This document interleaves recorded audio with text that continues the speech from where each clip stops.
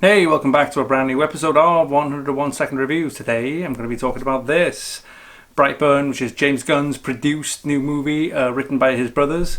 And the scenario is extremely simple.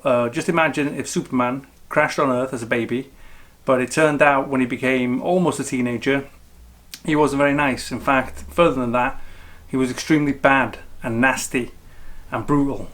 And that's Brightburn. Okay, right, back in a second.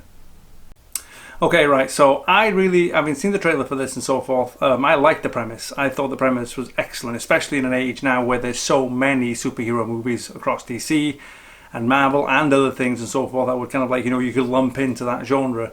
And I love the idea of there being this kid who's just horrible and as he becomes a teenager, because it all happens when Brandon is 12 turning to 13, that the alien ship they recovered with him starts to pulse out this signal and so forth that clearly seems to be changing him, but also making him understand his powers and who he is and what he's capable of.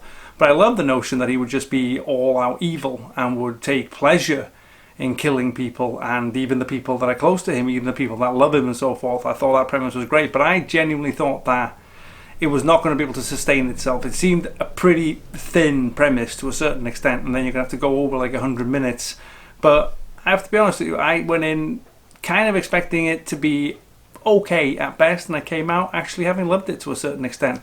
I don't think it's the greatest movie of the year or anything like this, but as a pulpy slice of entertainment, which is flipping on its head in a way everything that we're getting pumped with all year, every year for the last 10-15 years about, the notion of superheroes, how they have moved everything forward post 9/11 and so forth, the kind of need for heroes, need for redemption. And I love the fact that in this there's this gruesome character, and the deaths are phenomenal. They're really bloody, they're really kind of B-movie.